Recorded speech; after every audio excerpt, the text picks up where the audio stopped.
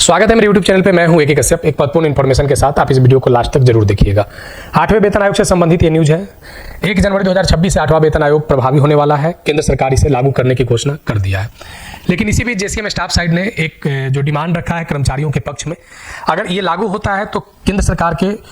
जो कर्मचारी हैं उनके लिए एक बेहतर फायदा हो सकता है, क्योंकि JCM स्टाफ साइड ने केंद्र सरकार के पास अपने इस पत्र के माध्यम से एक दबाव बनाने की कोशिश किया है और खास करके ये कर्मचारियों के हक के लिए एक बेहतर हो सकता है। तो आने वाले समय में जो भी इससे संबंधित बातों को केंद्र सरकार स्वीकार करती है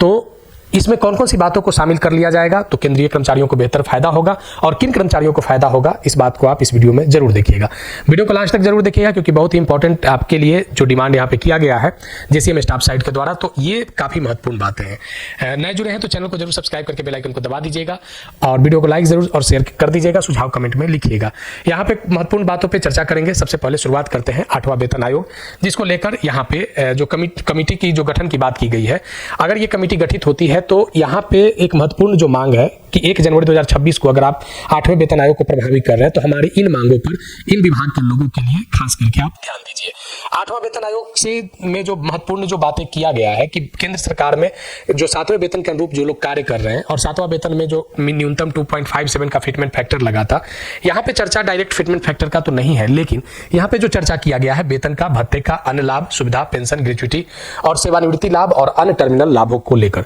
यहाँ पे बहुत सारे ऐसे बातों को मेंशन किया गया है जो JCM स्टाफ साइड के द्वारा अगर ये लागू होता है तो वाकई ये माना जाएगा कि ये केंद्रीय कर्मचारियों के हक में बेहतर होगा।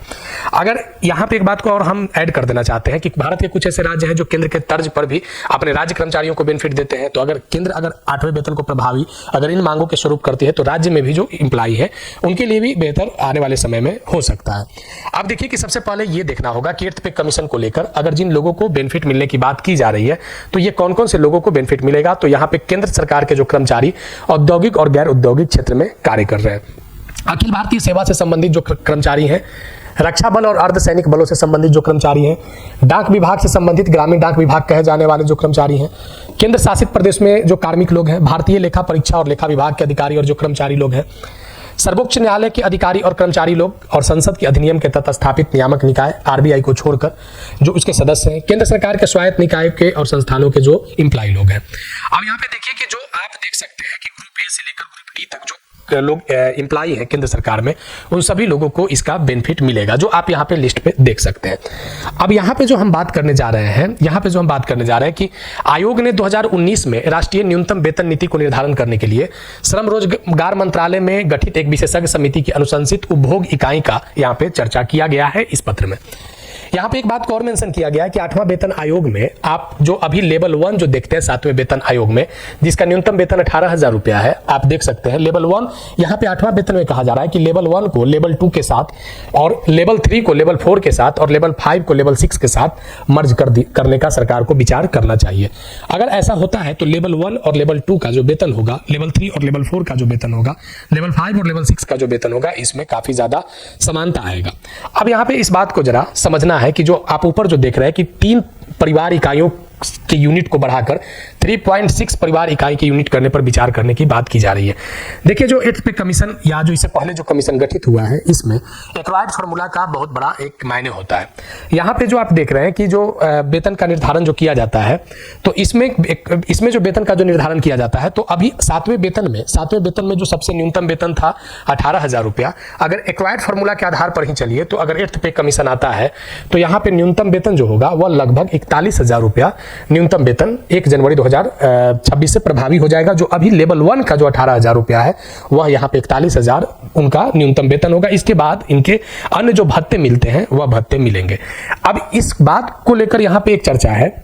कि अगर जो बातें कही जा रही है अलग अलग प्लेटफॉर्म पे कि न्यूनतम 51,000 रुपया 8वें वेतन आयोग में होना चाहिए, लेकिन ये मानकर चलिए कि न्यूनतम 41,000 रुपया अगर एक्वायर्ड फार्मूला को भी लागू करती है सरकार तो संभवतः ये मानकर चलिए कि 41,000 रुपया आपको हो जाएगा। यानी लेवल 1 और लेवल 2 का अगर मर्ज करने के बाद 41,000 रुपया के सर्विस के दौरान जो बेसिक जो आपके सर्विस को बेसिक स्ट्रक्चर प्रदान करता है, इसमें MSCP योजना में कहा गया है कि न्यूनतम 5 पदोन्नति जो प्रमोशन होता होता है और प्रमोशन के पद क्रमानुसार एमएसपी की सिफारिश यहाँ पे करने की बात की गई है। अब यहाँ पे एक चीज़ को और जरा देखिए कि कुछ और बातों को जेसीएम स्टाफ साइड ने 8th पे कमीशन में लागू करने की बात किया है। और आप ये कमेंट में बताइएगा कि ये जो जेसीएम स्टाफ साइड के द्वारा जो डिमांड है ये सच में क्या कर्मचारियों के हक में है।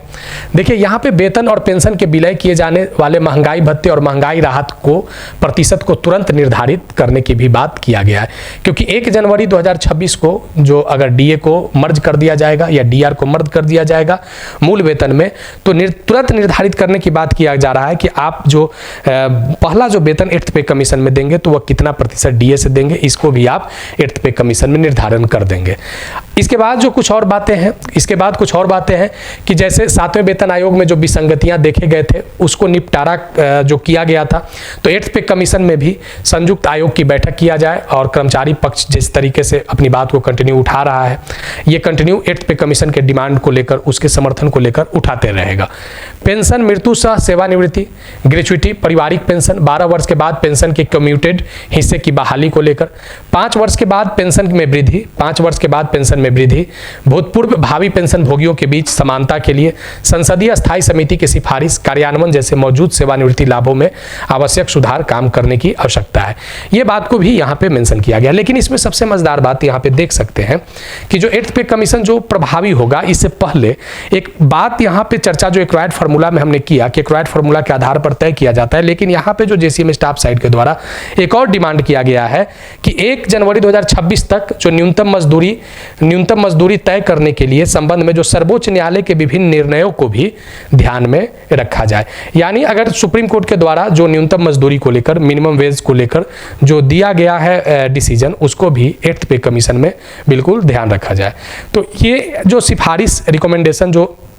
जेसीएम स्टाफ साइड के द्वारा जो उठाया गया है 8वें वेतन आयोग में इस सब बातों को शामिल करने के लिए, तो अगर ये सब बातें शामिल होते हैं तो आने वाले समय में 8वां वेतन आयोग केंद्रीय कर्मचारियों के लिए बेहतर हो सकता है। आज इस वीडियो में जो ये न्यूज़ काफ़ी सर्कुलेट कर रहा है आप अलग अलग सोशल मीडिया प्लेटफॉर्म पे, तो ये ज़रूर बताइएगा कि अगर 8वें वेतन आयोग में जेसीएम स्टाफ साइड के द्वारा जो मांग किया गया है यह आपके हक में कितना बेहतर कर सकता है। साथ ही आपने सुझाव में जो फिटमेंट फैक्टर का जो अनुमान है तो आप उसे कमेंट में लिख सकते हैं। अगर कोई इसके अलावा भी सुझाव होगा तो आप ज़रूर कमेंट में लिखिएगा। वीडियो अच्छा लगा है तो ज़रूर लाइक करके शेयर कर दीजिएगा। आगे फिर मिलेंगे नेक्स्ट वीडियो नेक्स्ट टॉपिक में। धन्यवाद।